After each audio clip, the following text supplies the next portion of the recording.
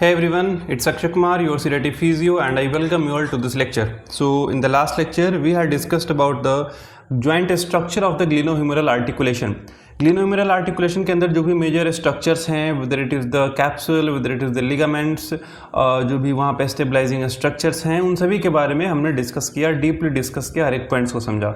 Now moving further, उसी में आगे बढ़ते हुए, द नेक्स्ट सब heading under the glenohumeral articulation is it's kinematics.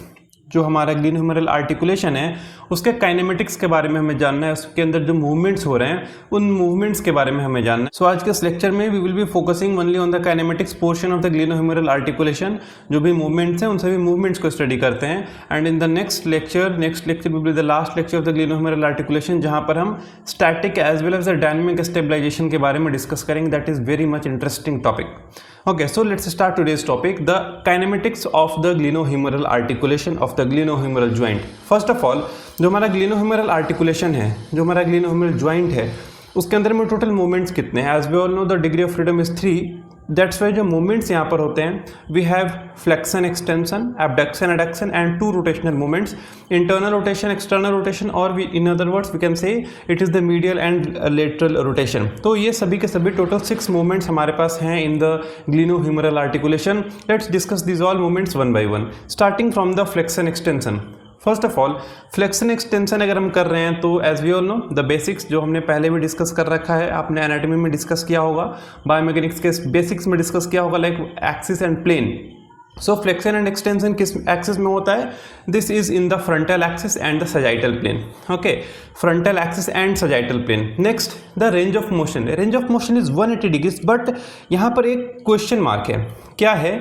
We are dealing about the glenohumeral articulation. ठीक है, और जो हमारा फ्लेक्शन और एक्सटेंशन होता है, ठीक है, फ्लेक्शन एंड एक्सटेंशन जो होता है, इस दोनों के जो रेंज ऑफ मोशन होते हैं, for instance if you are dealing about the flexion, अगर हम फ्लेक्शन के बारे में डिस्कस कर रहे हैं तो फ्लेक्शन में सिर्फ ग्लिनोह्यूमरल का ही सिर्फ ग्लिनोह्यूमरल का ही इन्वॉल्वमेंट नहीं होता है. अगर हम शोल्डर का फ्लेक्शन कर रहे हैं तो यहाँ पे हमारा ग्लिनोह्यूमरल है, साथ में हमारा स्कैपुलोथोरैसिक जॉइंट का भी इन्वॉल्वमेंट होता है. So in the flexion of shoulder there is involvement of glenohumeral and the scapulothoracic joint as well. और इसमें इन्वॉल्वमेंट कितना होता है? So we all know that the flexion of shoulder joint is 180 degrees.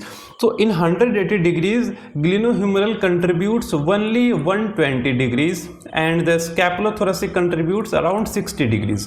So if we are discussing about the range of motion of specifically the glenohumeral articulation, the flexion of the glenohumeral articulation, it is just 120 degree, not 180 degrees. 180 degree is combined range of motion of the glenohumeral as well as the scapulothoracic. तो अगर हम 180 degree बात कर रहे हैं तो 180 degree में glenohumeral और स्कैपुलोथोरैसिक दोनों का बात हो रहा है.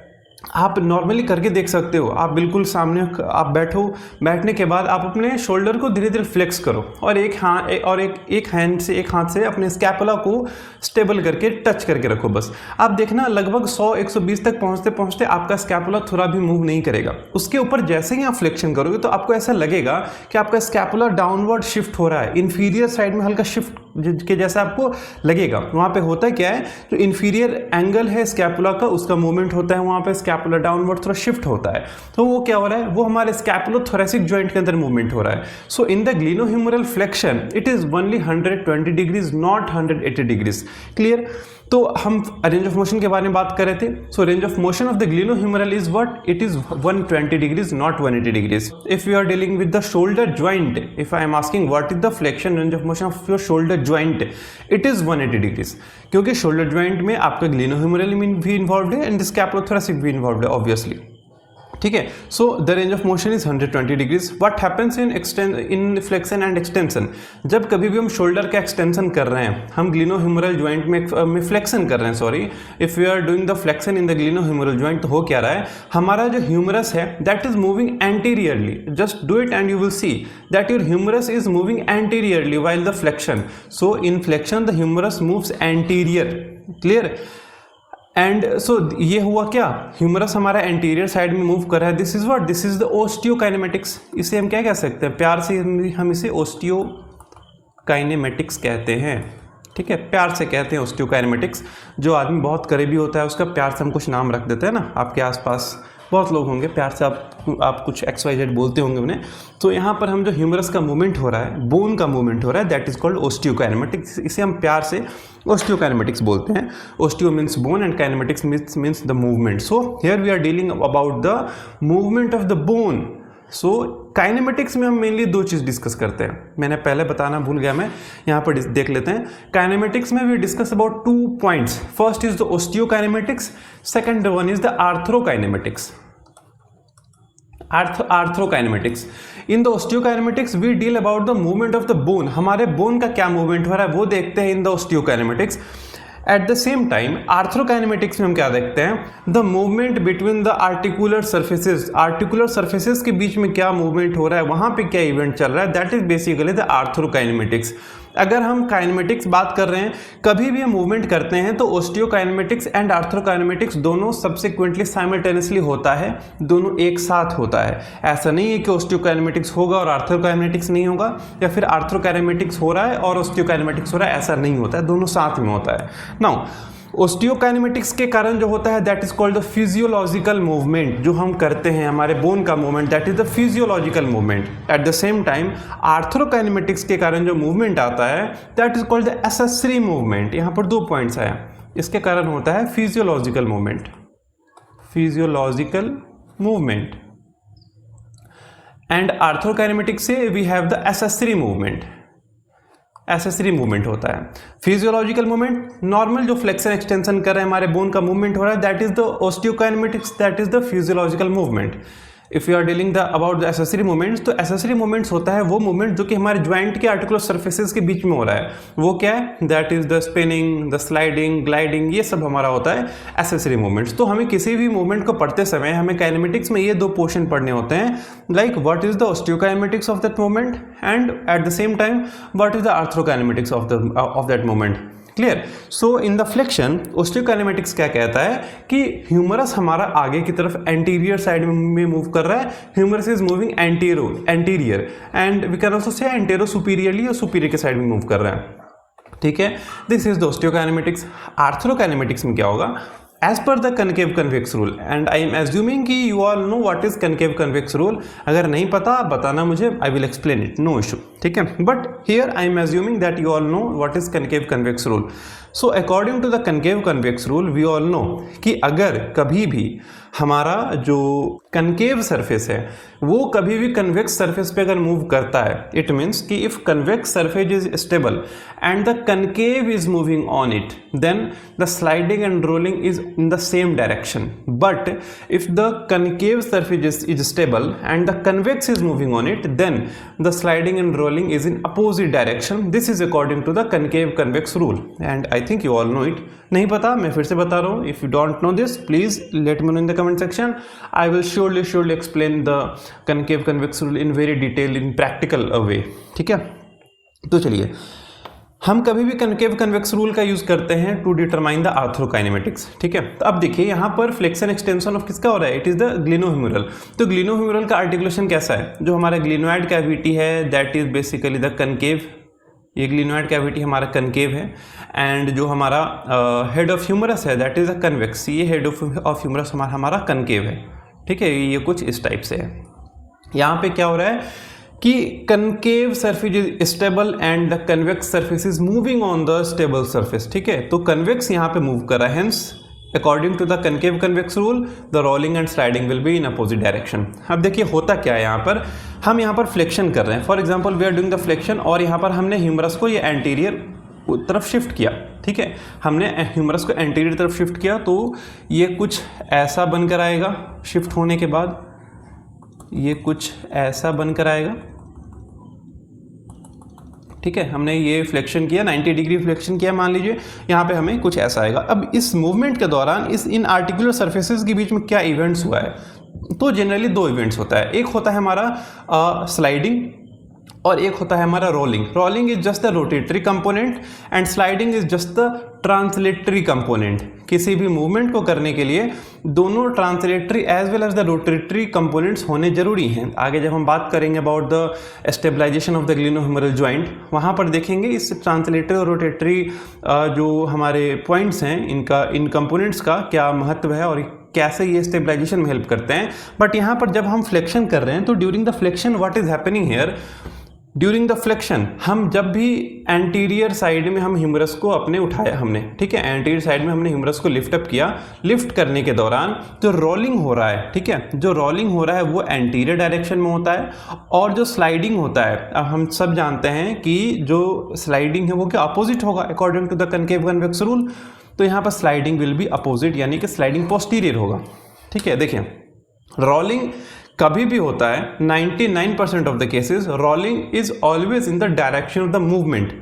हमारा डायरेक्शन जो भी है मूवमेंट का, like if the direction of movement is anterior, rolling will be anterior. If the direction of movement is posterior, rolling will be posterior. ठीक है, और उस बेसिस पे अगर आपको याद ना रहे कनकेव कन्वेक्स का उतना ज़्यादा अगर कंसेप्ट ना रहे क्लियर, एट अ टाइम अगर सोचना हो तो आप ऐसे भी सोच सकते हो कि जिस डायरेक्शन में हम मूवमेंट कर रहे हैं मेजॉरिटी ऑफ द केसेस उस डायरेक्शन में ही रोलिंग होता है. एंड अगर कनकेव स्टेबल है तो उसके अपोजिट डायरेक्शन में स्लाइडिंग होगा, अगर कन्वेक्स स्टेबल है तो सेम डायरेक्शन में ही होगा हमारा स्लाइडिंग भी. तो यहाँ पर क्या हो रहा है, हमारा ह्यूमरस एंटीरियर मूव कर रहा है, तो जैसा मैंने बताया rolling is always in the same direction of the movement. So if the humerus is moving anterior, rolling will also go in the anterior direction, rolling भी एंटीरियर होगा. और according to the concave convex rule here the concave is stable and the convex is moving, तो sliding opposite हो जाएगा इसका, तो sliding will be posterior.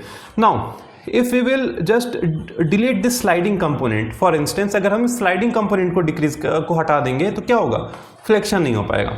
ठीक है, मान लीजिए अगर हमने इस रोलिंग कंपोनेंट को हटा दिया, स्लाइडिंग अगर प्रेजेंट है, रोलिंग नहीं हो रहा है, उस कंडीशन में क्या होगा कि वहां पर सिर्फ ट्रांसलेटरी कंपोनेंट रहेगा and in that case there are chances of subluxation and dislocation. So basically this simple flexion में क्या हुआ, osteokinematics is just the humerus is moving anterior and arthrokinematics में क्या हुआ, if the humerus is moving anterior, direction of the movement is anterior, then the rolling will also anterior, rolling भी anterior होगा.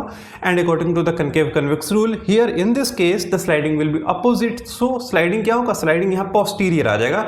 That's all about the flexion. और अब अगर extension के बारे में बात करें तो आप एक्सटेंशन करके देखो. In extension we are putting our hand back, हम अपने हैंड को कहाँ, पोस्टीरियर डायरेक्शन में लेकर आ रहे हैं. So here the direction of movement is posterior. Since the direction of the movement is posterior, तो यहाँ पर रोलिंग भी पोस्टीरियर जाएगा. So here the rolling is posterior and according to the concave convex rule again the sliding is opposite, sliding will be opposite here. तो अगर हम rolling posterior कर रहे हैं तो स्लाइडिंग क्या होगा, स्लाइडिंग अल्टीमेटली हमारा एंटीरियर की तरफ जाएगा. ठीक है, ये हुआ हमारा the kinematics of the flexion and extension. Flexion और एक्सटेंशन का ये काइनेमेटिक्स हुआ. ठीक है, इसके बाद आते हैं abduction and adduction. In the abduction and adduction the axis is sagittal and the plane is frontal. Axis is sagittal, plane is frontal, range of motion 120 degrees. The same concept is also here, जो कि हमने पहले discuss किया about the glenohumeral and the scapulothoracic. वो same concept यहाँ भी आता है during the abduction of the shoulder joint. Abduction का जो range of motion होता है that is 180 degrees. इसमें 120 degrees is contributed by the glenohumeral and 60 degrees is contributed by what?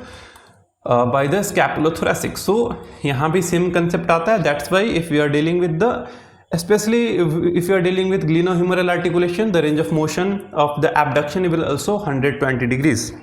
अब यहाँ पर एबडक्शन में कुछ पॉइंट्स हैं, इंपॉर्टेंट पॉइंट्स हैं. क्या क्या, like in case if we have put our hand, we have put our shoulder in the neutral position, या फिर हमने मीडियली रोटेट कर रखा है, तो उस कंडीशन में जो हमारा एबडक्शन है वो एबडक्शन का लेवल डिक्रीज होता है. क्यों?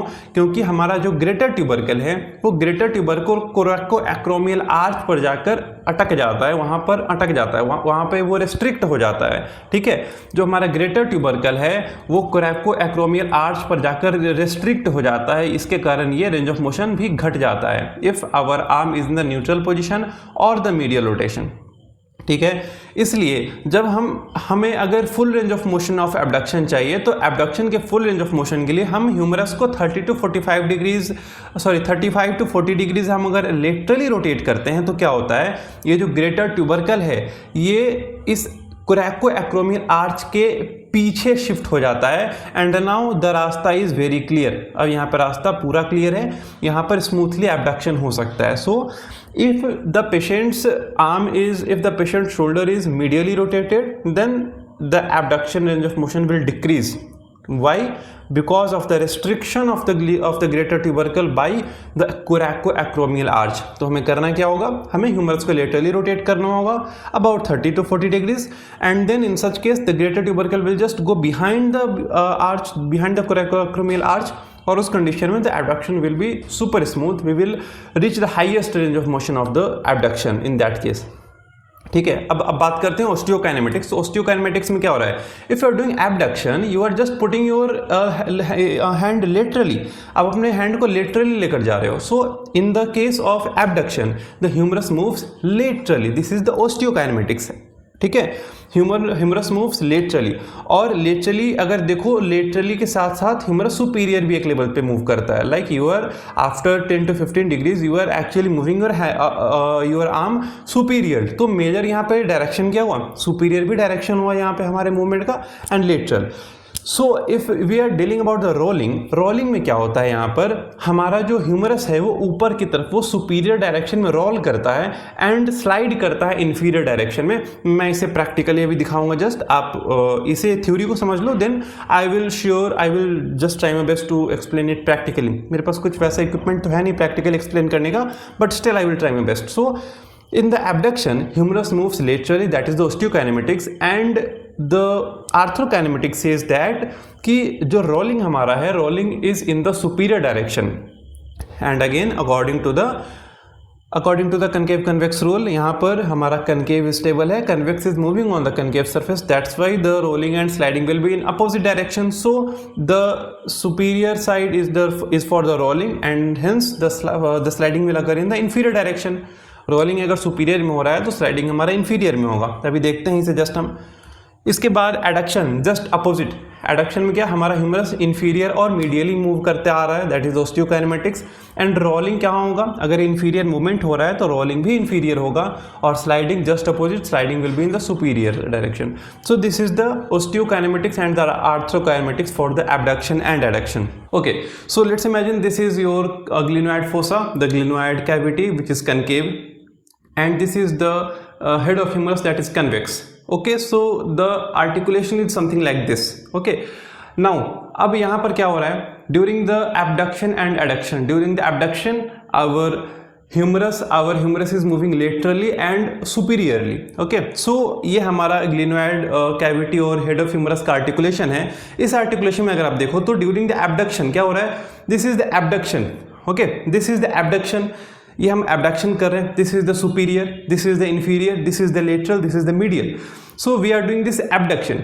ड्यूरिंग द एबडक्शन बात हो रही थी रोलिंग और ग्लाइडिंग की। देखिए यहाँ पे मैं अगर एबडक्शन कर रहा हूं तो यहाँ पर दो कंपोनेंट्स आ रहे हैं, इस आर्टिकुलर सरफेस पे दो कंपोनेंट्स आ रहे हैं। कौन कौन से कंपोनेंट्स हैं, एक रोटेटरी कंपोनेंट और एक ट्रांसलेटरी कंपोनेंट। वो कैसे आ रहा है, तो like if I am doing the abduction, what is happening here on the articular surface, एक यहाँ पर हमारा रोटेटरी कंपोनेंट आ रहा है जो कि रोटेट कर रहा है ऐसे, है ना, जो कि ऐसे रोटेट कर रहा है। दूसरा हमारा ट्रांसलेटरी कंपोनेंट आ रहा है जो कि स्लाइड हो रहा है नीचे की तरफ, है ना, इस आर्टिकुलर सरफेस पे स्लाइड हो रहा है। तो एक कंपोनेंट ऐसा है जो कि रोटेट हो रहा है, एक कंपोनेंट स्लाइड हो रहा है। Rotate and slide, it is acting something like this. तो अगर आप देखो मैंने क्या बताया था, this is the superior, this is the inferior, this is the lateral and this is the medial. Okay, so अगर मैं यहाँ पर एबडक्शन कर रहा हूँ तो रोलिंग हो रहा है, एक रोलिंग कंपोनेंट आ रहा है। रोलिंग कहाँ पे हो रहा है, तो अगर आप देखो तो रोलिंग ऊपर की तरफ, rolling is occurring on the superior direction. Eight the same time sliding क्या हो रहा है, स्लाइडिंग नीचे की तरफ, जो ट्रांसलेटरी कंपोनेंट है वो नीचे की तरफ आ रहा है। सो this is the sliding is in the superior direction, and sliding is in the inferior direction and rolling is in the superior direction. और same occurs with the flexion and extension. Flexion extension में हम क्या करते हैं, this is the flexion, this is the extension. Flexion में अपने arm को anterior लेके जा रहे हैं, और extension में we are just bringing our arm back towards the normal position. तो जो articular surfaces के बीच का जो movement है वो कुछ ऐसा ही होता है in the flexion extension and in the abduction adduction both. Next is the rotational movements, that is the medial and the lateral rotation. Medial and lateral rotation, these are the rotatory components, और rotatory components में spinning type of movement होता है rather than the gliding or sliding. Gliding sliding तो same ही है rather than the gliding or rolling. यहाँ पर medial and lateral rotation, कहीं भी rotational movement अगर है तो वहाँ पे spinning type movement होता है. आप सबने बचपन में लट्टू से खेला होगा, बहुत लट्टू को नचाया होगा, तो बिल्कुल वही यहाँ पर concept आता है, the spinning movement. ठीक है. So the rotational movements of the glenohumeral articulation occurs in the vertical axis. Here the axis is vertical. जो भी rotational components होते हैं वो rotational movements होते हैं, those occur in the vertical axis and the transverse plane. ठीक है. अब यहाँ पर जो बात है, जो range of motion है, like अगर आर्म हमारा न्यूट्रल पोजीशन में है तो यहाँ पर range of motion will be restricted. Why? Because of the greater and lesser tubercle. Greater और लेसर ट्यूबरकल के प्लेसमेंट के कारण यहाँ पर जो रेंज ऑफ मोशन है it will be restricted when the arm is at neutral position. That's why हमें अगर बेटर रेंज ऑफ मोशन चाहिए मीडियल एंड लेटरल रोटेशन के लिए तो वहाँ पे हमें क्या करना होगा, हमें अपने आर्म को 90 डिग्री एबडक्ट करना होगा. एबडक्ट करने के बाद क्या होता है, जो आर्क ऑफ रोटेशन है वो फ्री हो जाता है and range of motion will increase. So that's all about the kinematics of the glenohumeral articulation. Now we are left with the stabilization, the dynamic as well as the static stabilization of the glenohumeral articulation, and in the next video हम उसी stabilization के बारे में detail में discuss करेंगे.